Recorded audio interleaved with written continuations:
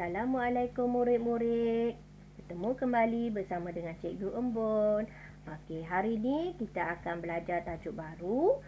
Murid-murid sila buka buku teks muka surat 65. Hari ni tajuk kita ialah kita selamat di sini. Okey, tajuk kecilnya ingatlah pesanan guru.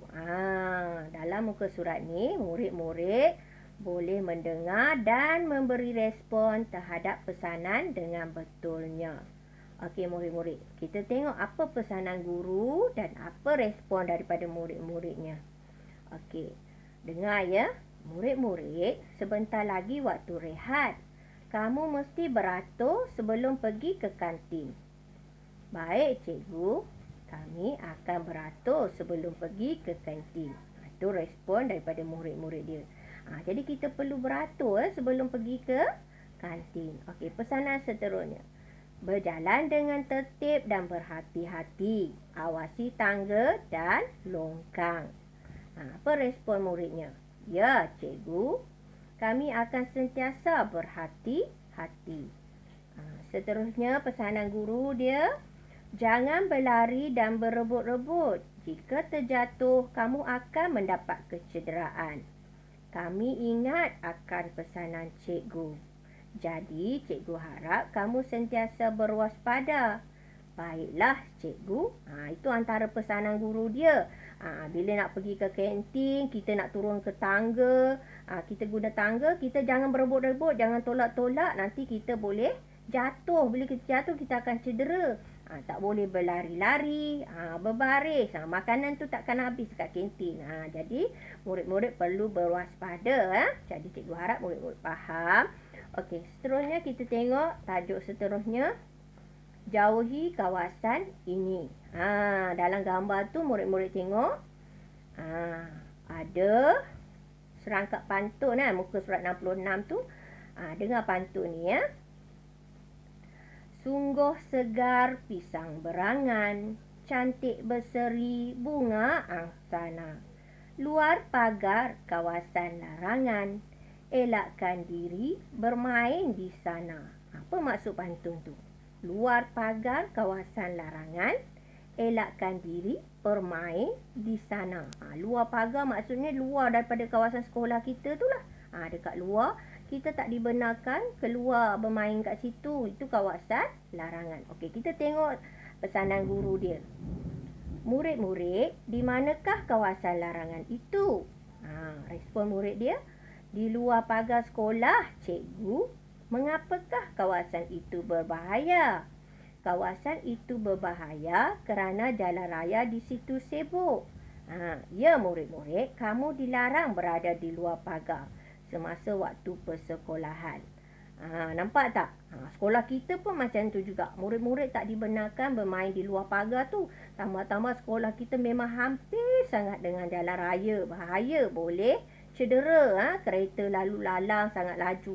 Jadi murid-murid tidak dibenarkan bermain di luar pagar sekolah. Okey. Seterusnya murid-murid, kita tengok muka surat 67. Cuba murid-murid beri maksud pantun tu dengan betul. Okey, dengar cikgu baca pantunnya ya. Anak muda mencari rotan, rotan dicari di hutan dara. Harus waspada mengambil alatan agar diri tidak tercedera. Apa maksud pantun tu murid-murid? Kita hendaklah berwaspada ketika mengambil peralatan sukan di bilik sukan agar tidak tercedera. Dekat dalam stor PJ kalau kita tengok ada banyak bola, ada skater, ada gelung. Jadi kita perlu berwaspada supaya bila kita ambil alatan tu kita tak cedera. Okey, pantun seterusnya. Beli sepuka durian di dusun, manggil seguni harganya rendah. Basikal dan motosikal diletak tersusun, bermain di sini mengundang padah. Apa maksud pantun tu murid-murid? Maksudnya kita tidak boleh bermain di tempat letak motosikal dan basikal. Tempat itu berbahaya. Kalau kita main kat situ nanti kena hempap dengan motosikal, kita yang cedera kan? Baiklah murid-murid, pantun seterusnya. Bangau sekawan di tasik Chini, terbang sendiri mencari makan. Dengarlah kawan nasihatku ini, keselamatan diri perlu diutamakan. Maksudnya murid-murid, kita perlu mendengar nasihat, terutamanya daripada orang yang lebih dewasa, supaya kita mengutamakan keselamatan diri. Jadi cikgu harap murid-murid faham ya. Okey, seterusnya kita tengok muka surat 68. Muka surat 68 ni murid-murid perlu baca, dengar cikgu baca. Dan lepas dah dengar cikgu baca, cuba murid-murid gariskan. Sebab kita tak jumpa PDPR ni, cikgu nak murid gariskan je perkataan yang cikgu sebut ni ya. Okey. Cuba gariskan perkataan, kita semua perlu menjaga keselamatan diri. Kedua, jangan bermain di tepi kolam ikan. Kita mestilah berhati-hati. Kita juga dilarang bergayut pada dahan pokok. Kita akan terjatuh dan tercedera. Cuba murid-murid gariskan perkataan tu. Okey, seterusnya muka surat 69. Tajuknya beringat sentiasa. Pada pelajaran ni murid boleh membina ayat dengan menggunakan kata tanya dengan betulnya. Okey, di situ dia bagi contoh kata tanya. Apakah nama pokok pondok ini? Siapakah yang bertugas di sini? Bilakah pengawal keselamatan bertugas? Di manakah letaknya pondok pengawal keselamatan? Okey. Kata tanya ni ya murid-murid ialah perkataan yang digunakan untuk menanyakan atau menyoalkan sesuatu. Bila kita nak soal, kita kena guna kata tanya. Apa, siapa, bila, di mana, kenapa. Okey. Tengok gambar yang dia bagi. Gambar pertama tu dia bagi kata tanyanya siapa. Kamu kena bina dengan menggunakan kata tanya tu. Cikgu dia ni sedang menasihati murid-muridnya. Jadi ayat tanyanya apa dia murid-murid? Cikgu dia ni sedang menasihati siapa? Gambar sebelah tu mana? Murid-murid dilarang bermain di atas tangga. Di manakah murid-murid dilarang bermain? Ini gambar stor tukang kebun. Jadi soalannya, ini gambar apa? Gambar keempat tu murid-murid membeli makanan pada waktu rehat. Murid-murid membeli makanan bila? Itu contoh kata tanya.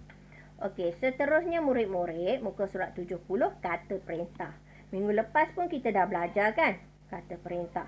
Okey, minggu ni dia bagi contoh kat situ, tajuk dia bomba sukarela.